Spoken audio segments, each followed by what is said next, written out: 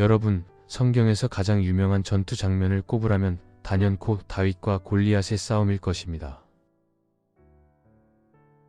아마 교회에 다니지 않는 분들도 이 이야기는 다 아실 겁니다. 우리는 흔히 이 장면을 이렇게 상상합니다. 키가 3m나 되는 엄청난 괴물거인 앞에 아무것도 모르는 조그마한 목동 소년이 서 있습니다. 소년의 손에는 고작 돌멩이 몇 개와 Y자 모양의 고무줄 3총이 들려있죠. 그래서 우리는 이 싸움을 가리켜 계란으로 바위치기라고 부릅니다. 도저히 이길 수 없는 싸움, 절대적인 약자가 기적적으로 강자를 이긴 사건이라고 생각합니다. 하지만 여러분, 만약 이 모든 상상이 우리의 오해였다면 어떨까요? 만약 다윗이 들고 나간 그 물매라는 것이 어린애 장난감이 아니라 당대 최첨단 원거리 타격 무기였다면 말입니다. 오늘 성경 속 사물의 인문학 4번째 시간에는 다윗의 손에 들려있던 그 가죽끈, 물매의 비밀을 파헤쳐 보려 합니다. 먼저 그날의 현장, 엘라 골짜기로 가보겠습니다. 이스라엘 군대와 블레셋 군대가 양쪽 산에 진을 치고 대치하고 있습니다. 블레셋 진영에서 챔피언이 걸어 나옵니다. 바로 골리앗입니다. 성경은 골리앗의 무장을 아주 상세하게 묘사합니다. 머리에는 노투구를 썼고 몸에는 비늘 갑옷을 입었는데 그 무게가 노 5,000세겔, 지금 단위로 환산하면 약 57kg입니다. 다리에는 놋각반을 찼고 손에 든 창 자루는 배틀채만큼 굵었습니다. 이걸 현대 군사학 용어로 바꾸면 무엇일까요? 바로 중무장 보병입니다. 엄청난 방어력과 파괴력을 갖췄지만 무거운 갑옷 때문에 움직임은 둔할 수밖에 없는 말 그대로 걸어 다니는 탱크입니다. 골리앗의 전술은 간단합니다. 가까이 붙어서 힘으로 찍어 누르는 근접전입니다. 누구든 내 사정거리 안으로 들어오기만 해라. 뼈를 으스러뜨려 주겠다. 이것이 골리앗의 자신감이었습니다. 이스라엘 군인들이 벌벌 떨었던 이유가 바로 여기 있습니다. 그들이 가진 칼과 창으로는 골리앗에게 가까이 가기도 전에 찔려 죽거나 칼이 갑옷에 튕겨나갈 게 뻔했으니까요. 그런데 이때 10대 소년 다윗이 등장합니다. 사울 왕은 걱정스러운 마음에 자신의 갑옷을 벗어 입혀주려 합니다. 하지만 다윗은 그것을 거절합니다. 익숙하지 못하니 이것을 입고 가지 못하겠습니다. 우리는 다윗이 너무 작고 어려서 갑옷이 안 맞았다고 생각하지만 사실 여기에는 아주 놀라운 전략적 선택이 숨어 있습니다. 다윗은 알았던 겁니다. 내가 저 거인과 똑같이 갑옷 입고 칼 들고 싸우면 100% 진다는 것을요. 탱크를 상대하려면 같이 탱크를 몰고 나가는 게 아니라 멀리서 탱크를 뚫을 수 있는 대포를 쏘는 게 이기는 길입니다. 다윗은 보병전이 아니라 포병전을 선택한 것입니다. 그가 손에 든 막대기와 매끄러운 돌 5개, 그리고 물매. 이것이 바로 그의 대포였습니다. 여기서 잠깐 물매라는 물건의 정체를 정확히 짚고 넘어가야겠습니다. 많은 분들이 어릴 때 가지고 놀던 고무줄 3총을 떠올리시는데 성경에 나오는 물매는 그것과 완전히 다릅니다. 물매는 길이가 1m 정도 되는 튼튼한 가죽끈이나 짐승의 털로 짠 줄입니다. 그 줄의 한가운데에는 돌을 담을 수 있는 넓적한 가죽 주머니가 달려 있습니다. 사용법은 이렇습니다. 주머니에 돌을 넣고 줄의 양쪽 끝을 손에 쥡니다. 그리고 머리 위로 빙글빙글 돌립니다. 처음에는 천천히, 그러다 점점 빠르게 회전시킵니다. 원심력이 최고조에 달했을 때 손에 쥐고 있던 한쪽 줄을 탁 하고 놓습니다. 그러면 주머니 속에 있던 돌이 엄청난 속도로 총알처럼 날아가는 원리입니다. 이것은 다윗이 혼자 개발한 무기가 아닙니다. 고대 전쟁터에서 물매 부대는 궁수 부대와 함께 가장 중요한 원거리 공격 부대였습니다. 성경 사사기 20장 16절을 보면 베냐민 지파의 군사들 이야기가 나옵니다. 이 모든 백성 중에서 택한 700명은 다 왼손잡이라 물매를 던지면 조금도 틀림이 없는 자들이더라. 여기서 조금도 틀림이 없다는 말은 원어로 보면 머리카락 한 올도 빗나가지 않고 맞춘다는 뜻입니다. 즉, 이스라엘 안에는 이미 수백 년 전부터 전문적인 물매 저격수들이 존재했다는 뜻입니다. 로마 군대에도 푼디토르라고 불리는 물매 전문 부대가 있었고, 아수르의 벽화에도 물매 부대가 성벽 위에 적들을 제압하는 장면이 나옵니다. 심지어 고고학 발굴에 따르면 이 물매돌의 사거리는 200m에서 최대 400m에 달했습니다. 활보다 더 멀리 날아갔다는 뜻입니다. 자, 다시 엘라 골짜기로 돌아와 볼까요? 골리앗은 다윗을 보고 비웃었습니다. 막대기 하나 들고 오니까 자기를 개 취급한다고 화를 냈죠. 골리앗의 눈에는 다윗의 손에 들려있는 그 얇은 가죽끈이 보이지 않았거나 보였어도 무시했을 겁니다. 이것이 골리앗의 치명적인 실수였습니다. 그는 지금 자기 앞에 서 있는 소년이 그냥 목동이 아니라 맹수들과의 실전 경험으로 다져진 특등사수라는 사실을 몰랐습니다. 다윗은 양을 칠 때 이 물매를 매일 사용했습니다. 양떼를 노리고 접근하는 일이나 곰을 향해 멀리서 돌을 날려 머리를 맞추는 훈련을 수도 없이 반복했습니다. 움직이는 표적도 맞췄는데 덩치가 산만하고 움직임이 둔한 골리앗은 다윗에게 너무나 크고 쉬운 고정 표적이나 다름없었습니다. 현대의 전략가들은 이 싸움을 이렇게 분석합니다. 이것은 언더독, 즉 약자가 강자를 이긴 기적이 아니다. 이것은 칼을 든 보병과 총을 든 저격수의 싸움이었다. 다윗은 처음부터 이길 수밖에 없는 무기를 들고 나갔다. 골리앗은 다윗이 자기 코앞까지 걸어와서 칼싸움을 해줄 거라고 기대했습니다. 하지만 다윗은 골리앗의 창이 닿지 않는 안전거리 밖에서 멈춰 섰습니다. 그리고 주머니에서 돌을 꺼내 가죽끈에 장전했습니다. 골리앗이 이놈 봐라? 하고 쳐다보는 그 짧은 순간 다윗의 팔이 머리 위에서 윙윙 소리를 내며 돌아가기 시작했습니다. 죽음의 카운트다운이 시작된 것입니다. 여기서 우리는 아주 중요한 영적 교훈을 하나 얻습니다. 우리는 인생의 골리앗, 즉 감당할 수 없을 것 같은 거대한 문제 앞에 설 때가 있습니다. 질병, 빚, 관계의 문제 같은 것들 말이죠.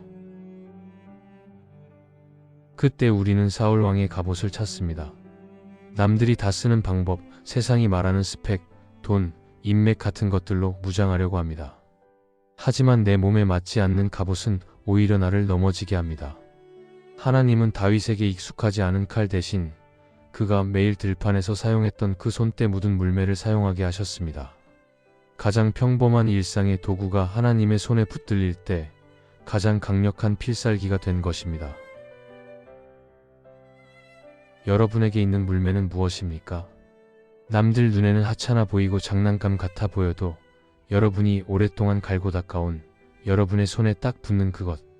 하나님은 바로 그것을 통해 거인을 쓰러뜨리길 원하십니다. 자, 그렇다면 이제 궁금해집니다. 도대체 다윗이 던진 그 돌은 얼마나 빨랐길래 노투구를 쓴 거인의 이마를 뚫고 박혀버렸을까요? 사람의 팔 힘으로 던진 돌이 정말 두개골을 부술 수 있을까요? 지금부터 우리는 과학수사대원이 된 기분으로 그날의 사건 현장을 다시 들여다보겠습니다. 이스라엘의 발리대학과 영국의 군사 전문가들이 고대 물매의 위력을 실험했습니다. 숙련된 사수가 물매를 돌릴 때 원심력에 의해 가속된 돌이 떠나는 순간의 속도는 시속 100km를 가볍게 넘깁니다. 전문가들의 분석에 따르면 다윗처럼 평생 물매를 던져온 고수의 경우 그 투구 속도가 시속 240km에 육박했을 것으로 추정합니다. 이게 어느 정도인지 감이 잘 안 오시죠? 메이저리그 야구 투수가 던지는 강속구가 시속 150km 정도입니다. 그것만 맞아도 타자의 헬멧이 깨집니다. 그런데 다윗의 돌은 그보다 훨씬 빠른 속도로 날아간 것입니다. 게다가 야구공은 가죽과 실밥으로 만들어져서 약간의 쿠션감이 있지만 다윗이 던진 건 단단한 돌멩이입니다. 당시 전쟁에서 쓰던 물매 돌의 무게는 보통 250g에서 400g 사이였습니다. 테니스 공보다 조금 무거운 돌이 시속 200km 넘는 속도로 날아와서 이마 정중앙을 강타한 겁니다. 이 충격량을 물리학 공식으로 계산해 보면 45구경 권총 탄환을 맞은 것과 거의 맞먹는 파괴력이 나옵니다. 골리앗은 머리에 노투구를 쓰고 있었습니다. 하지만 당시 투구는 얼굴 전면을 가리는 형태가 아니라 이마 위쪽과 머리를 보호하는 형태였을 가능성이 큽니다. 혹은 너무 자신만만한 나머지 투구에 보호덮개를 올리고 있었을 수도 있습니다. 다윗은 정확하게 그 노출된 급소를 노렸습니다. 돌이 이마에 적중하는 순간 퍽 하는 소리와 함께 두개골이 함몰되었을 것이고 골리앗은 고통을 느낄 새도 없이 뇌진탕으로 즉사하거나 기절했을 것입니다.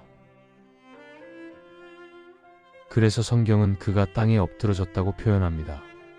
거대한 나무가 쓰러지듯 쿵 하고 무너져 내린 것입니다. 이것은 기적이 아니라 치밀한 과학이자 훈련의 결과였습니다. 그런데 여기서 우리가 주목해야 할 또 하나의 아주 중요한 디테일이 있습니다. 다윗이 골리앗과 싸우러 나가기 직전 시냇가에 들러서 돌 5개를 고릅니다. 성경은 그 돌의 특징을 아주 구체적으로 묘사합니다. 바로 매끄러운 돌 5개입니다. 왜 하필 매끄러운 돌이었을까요? 그냥 발에 채이는 아무 돌이나 주워서 던지면 안 되는 걸까요? 울퉁불퉁하고 날카로운 돌이 맞으면 더 아프지 않을까요? 여기에는 다윗만이 아는 고도의 탄도학 지식이 숨어 있습니다. 울퉁불퉁한 돌을 던지면 공기 저항을 불규칙하게 받습니다. 야구에서 투수가 변화구를 던질 때 공의 실밥을 이용하는 것처럼 돌 표면이 거칠면 날아가다가 공기 저항 때문에 휘어지거나 속도가 급격히 떨어집니다. 명중률이 생명인 저격수에게 제멋대로 휘어지는 총알은 치명적입니다. 반면에 시냇물에 오랫동안 깎이고 다듬어진 매끄러운 돌은 표면이 일정합니다. 공기 저항을 최소화하면서 직선으로 곧게 그리고 빠르게 날아갑니다. 다윗은 알았습니다. 단 한 발로 끝내야 한다.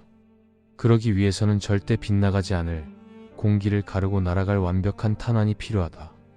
그래서 그는 급한 와중에도 시냇가에 쭈그리고 앉아 손끝의 감각으로 가장 둥글고 매끄러운 돌을 신중하게 골라냈던 것입니다. 이것은 우리에게 아주 깊은 영적 울림을 줍니다. 하나님은 어떤 사람을 들어 쓰실까요? 모난 돌이 아니라 매끄러운 돌입니다. 성격이 울퉁불퉁하고 혈기가 왕성한 사람은 하나님이 던지려고 할 때 자기 멋대로 휘어져 나갑니다. 순종하지 않고 빗나가죠. 그러면 목표물인 세상에 골리앗을 쓰러뜨릴 수 없습니다. 시냇물은 흐르는 물입니다. 성경에서 물은 하나님의 말씀을 상징하죠. 말씀의 물살에 끊임없이 깎이고 고난이라는 돌들과 부딪히며 모난 부분이 다듬어진 사람. 그래서 주님의 손에 잡혔을 때 거칠 것 없이 날아갈 수 있는 부드럽고 매끄러운 인격을 가진 사람. 하나님은 그런 사람을 골라 물매에 장전하십니다. 여러분은 지금 시냇가에 있습니까? 고난의 물살이 너무 세다고 왜 나만 이렇게 깎아내냐고 불평하고 계시지는 않습니까? 기억하십시오. 그 과정은 여러분을 골리앗을 쓰러뜨릴 필살의 무기로 만드는 중입니다. 자, 다시 이야기로 돌아가서 다윗은 왜 돌을 5개나 주었을까요? 믿음이 좋으면 돌 1개면 충분하지 않았을까요? 혹시 빗나갈까봐 겁이 나서 예비용으로 4개를 더 챙긴 걸까요? 어떤 분들은 다윗의 믿음이 부족했다고 말하기도 하지만 성경의 다른 기록들을 종합해보면 이것은 다윗의 철저한 준비성 때문이었음을 알 수 있습니다. 사무엘하 21장을 보면 골리앗에게는 형제들, 즉 또 다른 거인 장수 4명이 더 있었다고 기록되어 있습니다. 이스비브놉, 삽, 라음이 같은 거인들이죠. 다윗은 생각했을 겁니다. 내가 골리앗을 쓰러뜨리면 저 뒤에 있는 블레셋 군대에서 그의 형제들이 복수하겠다고 뛰쳐나올 수도 있다. 그렇다면 나는 그놈들까지 다 처리할 준비를 해야 한다. 돌 5개. 그것은 골리앗 하나와 혹시 모를 나머지 4명의 거인들까지 염두에 둔 완벽한 작전 계획이었습니다. 다윗의 믿음은 대책 없는 낙관주의가 아니었습니다. 하나님이 도와주실 것을 믿지만 내가 할 수 있는 최선의 준비를 다하는 것. 기도는 하늘에 닿을 듯이 뜨겁게 하고 준비는 땅을 파듯이 차갑고 치밀하게 하는 것. 이것이 다윗이 보여준 승리의 방정식입니다. 오늘 우리는 어떤가요? 하나님 믿습니다. 라고 말하면서 정작 실력을 가는 일에는 게으르지 않나요? 돌 하나도 줍지 않고 골리앗이 쓰러지기만을 바라고 있지는 않나요? 하나님은 준비된 돌멩이를 들어 쓰십니다. 다윗이 양을 치며 던졌던 수만 번의 연습, 그리고 시냇가에서 신중하게 고른 5개의 돌. 그 땀방울 위에 하나님의 능력이 더해졌을 때 기적이 일어난 것입니다. 이제 우리는 다윗의 물매가 단순한 도구가 아니라 그의 삶 전체가 녹아있는 결정체라는 것을 알게 되었습니다. 하지만 싸움은 돌이 이마에 박힌 것으로 끝나지 않았습니다. 진짜 승리의 마침표는 그 다음 장면에서 찍힙니다. 다윗의 손을 떠난 돌이 골리앗의 이마에 정확히 박혔습니다. 거대한 거인이 쿵 소리를 내며 땅바닥에 얼굴을 받고 쓰러졌습니다. 순식간에 전장은 정적에 휩싸였을 것입니다. 블레셋 군대는 공포에 질려 입을 다물지 못했고 이스라엘 군대는 믿기지 않는 광경에 숨을 죽였겠죠. 이때 소년 다윗은 무엇을 했을까요? 만세를 부르며 뒤로 물러났을까요? 아닙니다. 그는 쓰러진 골리앗을 향해 전력 질주했습니다. 왜냐하면 아직 싸움이 완전히 끝나지 않았기 때문입니다. 골리앗은 기절했거나 뇌사 상태에 빠졌을 뿐 확실하게 숨통이 끊어진 것은 아니었습니다. 다윗은 이 거인을 완전히 끝장내야만 했습니다. 그런데 다윗에게는 결정적인 문제가 하나 있었습니다. 바로 거인의 목을 벨 칼이 없다는 것이었습니다. 그는 갑옷도 입지 않았고 칼도 차지 않고 나왔으니까요. 다윗은 쓰러진 골리앗의 몸 위로 올라탔습니다. 그리고 골리앗의 허리춤에 매달려 있던 그 거대한 칼집을 보았습니다. 다윗은 힘을 다해 그 칼을 뽑아들었습니다. 성경은 그 칼을 골리앗의 칼이라고 분명하게 명시합니다. 그 칼은 본래 다윗을 죽이기 위해 골리앗이 갈고 닦았던 무기였습니다. 이스라엘 군대를 도륙하고 공포에 떨게 만들었던 살인의 도구였죠. 그런데 지금 그 칼이 누구의 손에 들려 있습니까? 바로 다윗의 손입니다. 다윗은 그 무거운 칼을 들어 올려 거인의 목을 단숨에 내리쳤습니다. 적의 무기로 적의 숨통을 끊어버린 것입니다. 이 장면은 단순히 잔인한 전쟁의 한 장면이 아닙니다. 여기에는 성경 전체를 관통하는 구원의 원리, 바로 십자가의 역설이 숨겨져 있습니다. 훗날 이 땅에 오신 예수님을 생각해 보십시오. 예수님을 죽이려 했던 사탄의 가장 강력한 무기는 무엇이었습니까? 바로 죽음이라는 무기였습니다. 십자가라는 가장 끔찍한 사형틀이었습니다. 사탄은 예수님을 십자가에 못 박으면 자신의 승리라고 생각했습니다. 골리앗이 칼을 들고 다윗을 위협했던 것처럼 말이죠. 하지만 예수님은 어떻게 하셨습니까? 사탄이 휘두른 그 죽음이라는 무기를 도리어 자신의 무기로 삼으셨습니다. 십자가에서 죽으심으로써 죽음의 권세를 잡은 자 곧 마귀를 멸망시키셨습니다. 히브리서 2장 14절 말씀처럼 죽음을 통하여 죽음의 세력을 잡은 자를 멸하신 것입니다.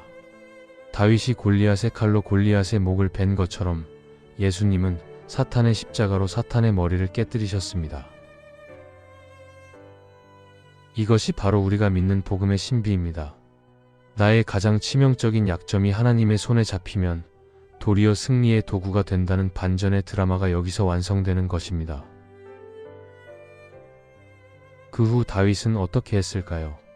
흥미롭게도 다윗은 골리앗의 머리는 예루살렘으로 가져가고 갑주와 무기는 자신의 장막에 두었다가 나중에 성막, 즉 하나님의 성전에 보관합니다. 세월이 흘러 다윗이 사울 왕에게 쫓겨 도망자 신세가 되었을 때 놉 땅의 제사장 아히멜렉을 찾아가 무기가 없느냐고 묻는 장면이 나옵니다. 그때 제사장이 내어준 칼이 무엇이었는지 아십니까? 네, 바로 에봇 뒤에 보자기로 싸서 보관해 두었던 골리앗의 칼이었습니다. 다윗은 그 칼을 다시 받아 들고 이 같은 것이 또 없나니 내게 주소서라고 말합니다. 자신이 소년 시절 하나님의 도우심으로 거인을 쓰러뜨렸던 그 승리의 증거물이 가장 힘들고 지친 도망자 시절에 다시 그에게 돌아와 힘이 되어준 것입니다. 여러분이 지금 싸우고 있는 고난의 현장, 그 치열한 싸움터에서 얻은 상처와 승리의 기억들은 결코 사라지지 않습니다. 그것은 훗날 여러분이 또 다른 위기를 만났을 때 여러분을 지탱해주는 영적인 무기가 되어 돌아올 것입니다. 그러니 지금의 싸움을 두려워하지 마십시오. 이 싸움은 훗날 여러분의 간증이 될 것이고 여러분의 자녀들에게 물려줄 믿음의 유산이 될 것입니다. 이제 다윗의 손에 들려있던 물매로 다시 시선을 돌려보겠습니다. 다윗은 훗날 이스라엘의 왕이 됩니다. 양치기 소년이 한 나라의 통치자가 된 것입니다. 왕이 된 다윗은 더 이상 물매를 던질 일이 없었을 겁니다. 그의 손에는 왕의 지휘봉이 들렸고 그의 주위에는 칼과 창으로 무장한 호위무사들이 있었으니까요. 하지만 저는 다윗이 마음속 깊은 곳에서는 평생 그 물매를 놓지 않았을 것이라고 확신합니다. 왜냐하면 물매는 다윗에게 초심 그 자체였기 때문입니다. 내가 왕이 된 것은 내 힘이 세서가 아니다. 나는 그저 막대기 하나, 돌멩이 하나밖에 없는 목동이었다. 그런 나를 들어 쓰셔서 거인을 이기게 하신 분은 오직 여호와 하나님이시다. 물매는 다윗이 교만해질 때마다 그를 겸손의 자리로 끌어내리는 거룩한 추억이었을 것입니다. 사울 왕은 화려한 갑옷을 의지하다가 미쳐서 죽었습니다. 골리앗은 자신의 거대한 칼을 의지하다가 목이 베었습니다. 세상의 힘을 의지한 자들의 최후는 비참했습니다. 하지만 끝까지 하나님만 의지했던 물매든 소년 다윗은 이스라엘의 영원한 등불이 되었습니다. 사랑하는 여러분, 오늘 여러분의 손에는 무엇이 들려 있습니까? 남들처럼 화려한 스펙도 없고 든든한 배경도 없고 가진 돈도 없어서 내 손에 들린 것이 너무 초라해 보이시나요? 고작 보잘것없는 물매 하나, 조약돌 몇 개가 전부인가요? 낙심하지 마십시오. 세상은 칼과 창과 단창으로 나오지만 우리는 만군의 여호와의 이름으로 나아갑니다. 하나님은 여러분의 그 작은 물매를 통해 세상이 감당할 수 없는 일을 행하실 준비가 되어 있습니다.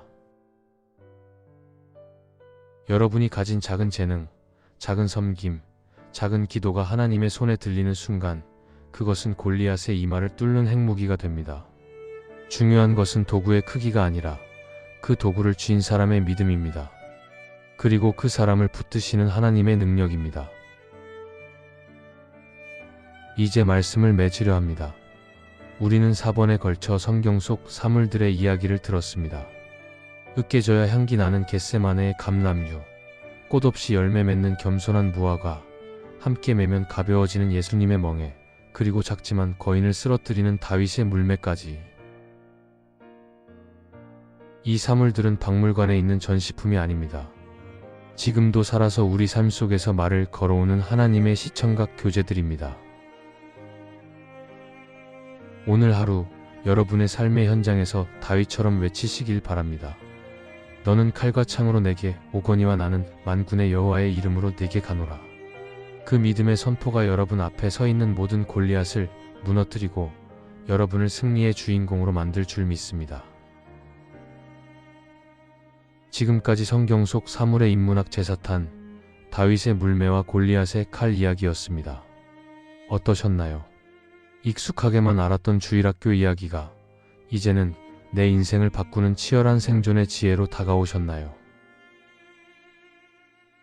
오늘 이야기가 여러분의 무릎을 일으켜 세우고 두려움을 용기로 바꾸는 데 도움이 되었다면 구독과 좋아요로 마음을 표현해 주십시오.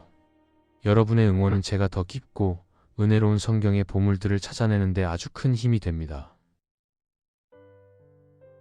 다윗의 물매돌처럼 강력한 힘이 됩니다. 다음 시간에는 성경 속 사물의 인문학 제오탄, 예수님이 십자가를 지시기 전 마지막으로 입으셨던 옷, 로마 병정들이 제비 뽑아 나눠 가졌던 통으로 짠 속옷의 비밀을 가지고 돌아오겠습니다. 왜 예수님은 꿰매지 않은 통옷을 입으셨는지, 그 속에 숨겨진 대제사, 장의 비밀을 기대해 주십시오. 여러분의 삶이 매일매일 승리의 간증으로 채워지기를 기도합니다. 고맙습니다.